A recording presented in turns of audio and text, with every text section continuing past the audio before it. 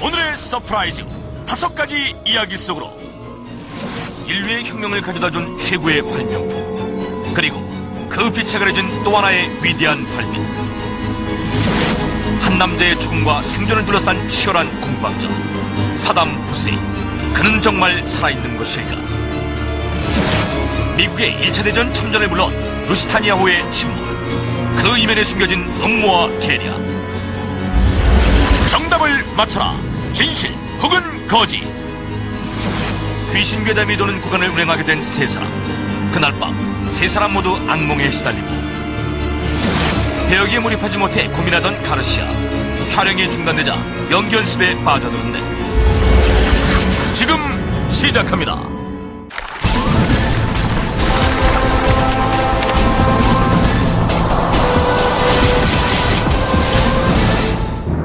(1454년) 구텐베르크가 만든 금속활자.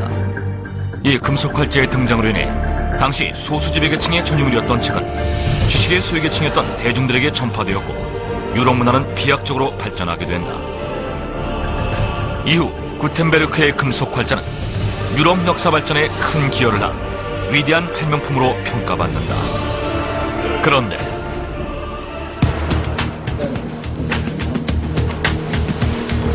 Alright, so the metal type of Gutenberg was not an original invention. It was just a copy. 영국 셰필드 대학의 국제학 교수 존 홉스는 구텐베르크의 금속활자가 그의 독창적인 아이디어로 개발한 발명품이 아니라 모방품에 불과하다는 놀라운 주장을 제기했다.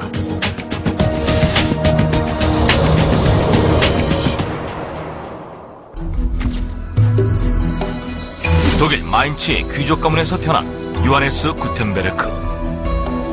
그의 원래 직업은 금속 세공사로 1430년 반사경 제작 사업이 실패한 이후 1450년 요한 푸스트의 재정적인 지원을 받아 인쇄 사업에 착수하게 된다. 그로부터 3년 후 구텐베르크는 드디어 금속활자 인쇄본을 제작하는 데 성공한다.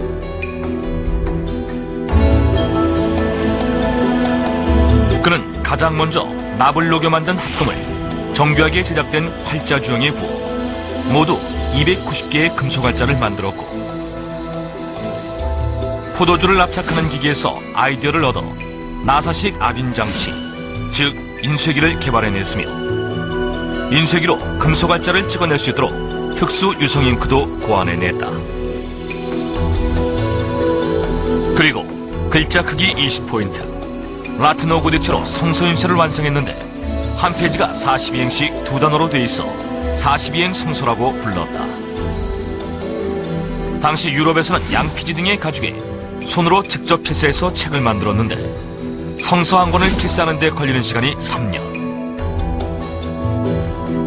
그러나 구텐베르크는 인쇄술을 연구한 지 단 3년 만에 성서 180권을 인쇄하는 데 성공한 것이었다. 그것은 말 그대로 활자 혁명이었다. 그런데 영국 셰필드 대학의 국제학 교수 존 홉스는 구텐베르크의 금속활자 인쇄술이 그가 독창적으로 만들어낸 발명품이 아니라 모방해서 만든 것이라고 주장한 것이었다.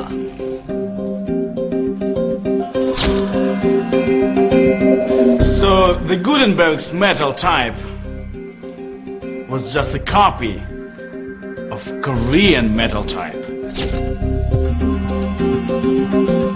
지금까지 알려진 것처럼 세계 최초의 금속활자 인쇄본은 1377년에 제작된 우리나라의 직지로 구텐베르크의 금속활자보다 무려 78년이나 앞선 것이었다.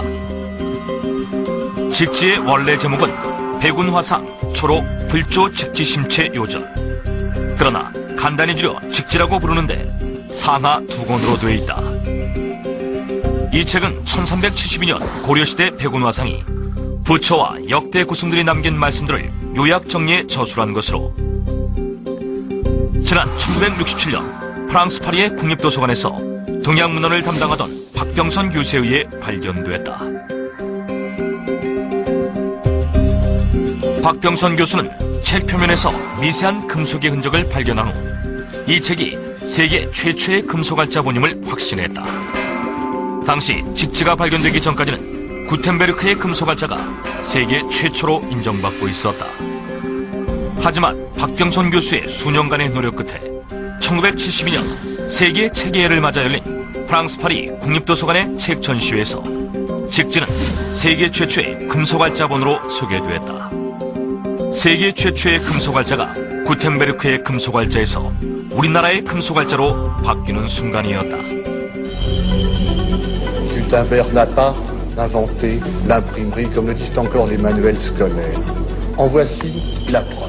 C'est un ouvrage coréen sorti du monastère de Umdok en 1377, c'est-à-dire 78 ans avant la soi-disant invention, je suis désolé d'utiliser cette expression, la soi-disant invention de Gutenberg.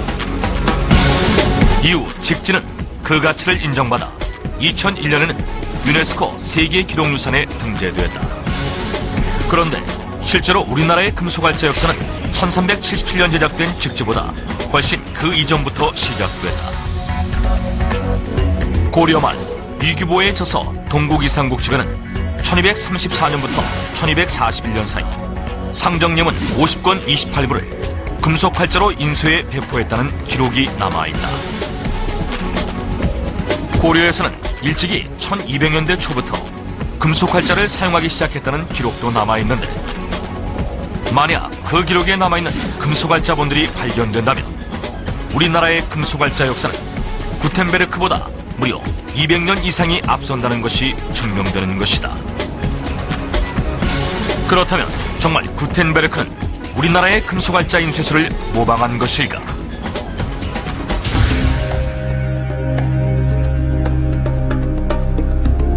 문헌 연구가인 폴 리던 박사와 그의 공동 연구가인 물리학자 블레즈 아길라 아카스 박사는 우리나라의 금속알짜 인쇄술이 서양으로 전파되었다고 주장한다. 당시에는 한국에서 중국을 지나 중앙아시아, 이란을 거쳐 유럽과 독일에 이르는 비단길과 한국에서 몽골을 지나 남시베리아를 거쳐 유럽과 독일에 이르는 초원길을 통해 동양과 서양의 문물이 활발히 교류되었다. 금속알짜 인쇄술 역시 이 길을 통해 전파되었으며 학자들은 이 길을 활자로드라고 부른다. 또한 당시 서양으로 전파된 동양의 문물들은 독일 라인강을 통해 유럽 전역으로 퍼져나갔는데 구텐베르크의 인쇄 공장이 있었던 마인츠가 바로 라인강에 인접해 있었다. 이런 환경적인 요인 때문에 구텐베르크는 자연스럽게 동양 문물을 접했을 것이며 특히 당시로서는 최첨단 기술이라 할 수 있는 금속알짜 인쇄술에 대해 알고 있었다는 것이다.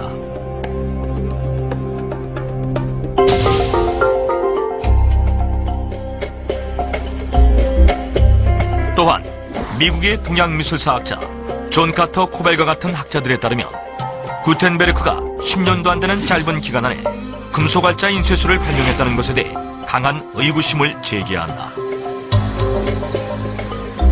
금속알짜 인쇄술은 오랜 시간에 걸쳐 기술이 축적되고 전승되면서 발전하는 고도의 기술인데 구텐베르크의 경우 이러한 기술 축적 과정이 매우 부족하다는 것이다. 우리나라 금속알짜의 경우 목판알짜 인쇄 기술을 토대로 발전시킨 노력의 산물인데 최초의 목판 인쇄는 704년 신라 성왕 때 인쇄된 것으로 추정되는 무구정광 대다란이경이다. 목판 인쇄술이 탄생한 이후 무려 500여 년 동안 활자 기술을 연마하고 발전시켜 그 축적된 기술을 바탕으로 금속알짜 인쇄술을 탄생시켰던 것이다.